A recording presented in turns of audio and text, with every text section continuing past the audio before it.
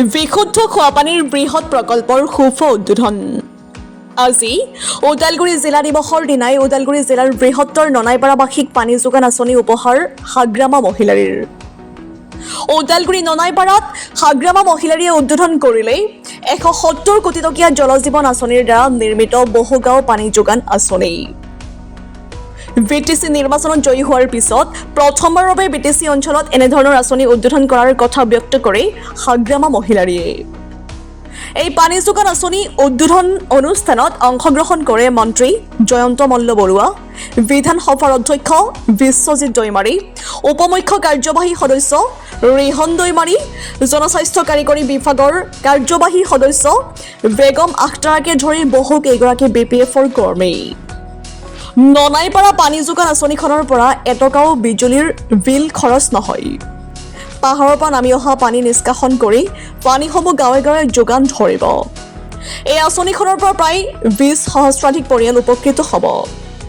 হাগ্ৰামা মহিলাৰীয়ে 2026 বিধানসভা নিৰ্বাচনৰ বাবে ডিচেম্বৰৰ পৰা ৰাইজৰ মাজত সোমাই পৰিব বুলি সাংবাদিকৰ প্ৰশ্নত মন্তব্য কৰে। ওদালগুৰি টংলাৰ পৰা ভাস্কৰ জ্যোতি শইকীয়াৰ report, digital Assam live. Chief হোৱাৰ পিছত প্ৰথমবাৰ খুব ভাল আঁচনি মই মুকলি কৰিবলৈ পাই মই নিজকে খুব ভাল লাগিছে মনটো। আৰু আমাৰ লগত আছে বিশ্বজিৎ দৈমাৰী ডাঙৰীয়া, অসমৰ আমাৰ স্পীকাৰ, আৰু জয়ন্ত মল্ল ডাঙৰীয়া আছে অসমৰ PHCৰ মিনিষ্টাৰ। মুঠতে খুব মই বেছিদিন হোৱা নাই, 14 তাৰিখৰ পৰা মই অফিচ কৰিছোঁ BTCত চিফ হিচাপে।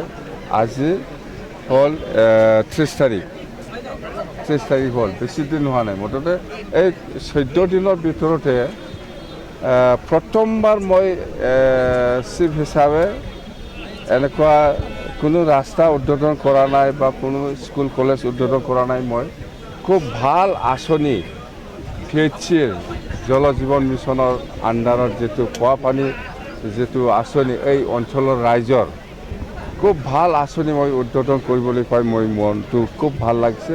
অৰ্থাতে বিৰাট ছেটিছফাইড মই। প্ৰথম চিফ হোৱাৰ পিছত সেইটোৱেই প্ৰথম কিবা বুলি ক'ব পাৰোঁ আমি, এটা ভাল স্মৰণীয় প্ৰগ্ৰাম বুলি আমি ক'ব পাৰোঁ। ৰাইজক পানী খুৱাবৰ কাৰণেতো এই আঁচনিটো খাক খুৱাব। 20,000 25,000 ৰাইজে পানী খাবলৈ কাৰণে সুবিধা পাব। এতিয়া আপুনি ছাৰ এটা কথা কৈছিলে যে নৱেম্বৰৰ পৰা উন্নয়নৰ কাম আৰম্ভ হ'ব, আৰু এতিয়া নৱেম্বৰ না ডিচেম্বৰ, এতিয়া এটা দিন বাকী আছে ছাৰ, নেক্সট দিনা আৰম্ভ হ'ব। আৰু ভাল খবৰ এটা শুনিছোঁ ছাৰ, ৰাজ্য চৰকাৰে বোলে 500 কোটি টকা দিব। আপুনি কি ধৰণে কামখিনি আগুৱাই লৈ যাব, কি কাম? 500-1500 এবাৰ চাই গ'লে হ'ল। অসমৰ এইটো এটা আদৰ্শ আঁচনি য'ত আমি গ্ৰেভিটিৰে পানী দিয়াৰ ব্যৱস্থা কৰিছোঁ। আৰু এই বৃহত্তৰ অঞ্চলটোত অজস্ৰ লোকে, প্ৰায় 1 লাখতকৈ অধিক জনসাধাৰণে ইয়াত পানী পোৱা নাছিলে। আজি এই আঁচনিটোৰ জৰিয়তে 20,000তকৈ অধিক পৰিয়াল, 1 লাখতকৈ অধিক নাগৰিকক আমি পানী দিয়াৰ ব্যৱস্থা কৰিলোঁ। আৰু এই আঁচনিটো ভাৰত চৰকাৰৰ জল জীৱন মিছন আঁচনিৰ জৰিয়তে 170 কোটি টকা ব্যয় কৰি আমি নিৰ্মাণ কৰি উলিয়াইছিলোঁ। এই আঁচনিটোৰ আটাইতকৈ ডাঙৰ সুবিধাটো হ'ল যে ইয়াক কণ্টিনিউ বা ৰানিং কৰিবৰ কাৰণে কোনো ইলেক্ট্ৰিচিটি বিলৰ প্ৰয়োজন নহয়। ইলেক্ট্ৰিচিটি নালাগে, সম্পূৰ্ণ ভূটানৰ পাদদেশৰ পৰা অনা পানীৰ গ্ৰেভিটিতে এই আঁচনিটো চলি থাকে। আনকি আমাৰ মুখ্যমন্ত্ৰী ডাঙৰীয়াই এই আঁচনিটো দেখাৰ পিছত আগ্ৰহ ৰাখিছিল যে ইয়াৰে এনেকুৱা নিৰ্মল পানী গ্ৰেভিটিৰে গুৱাহাটীলৈ নিব পাৰি নেকি, তেনেকুৱা ধৰণৰ আগ্ৰহ আমাৰ মুখ্যমন্ত্ৰী ডাঙৰীয়াই ৰাখিছিল। আমি এই আঁচনিটোক লৈ অত্যন্ত আশাবাদী।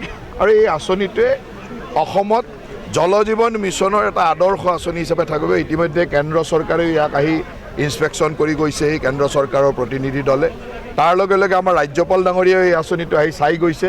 খুব সুন্দৰ আঁচনি। মই ভাবোঁ যে এই অঞ্চলৰ ৰাইজে যিটো পানীৰ আটাইতকৈ অসুবিধাত আছিল, এই অসুবিধাৰ পৰা এটা আশীৰ্বাদৰ দিনলৈকে আহিল।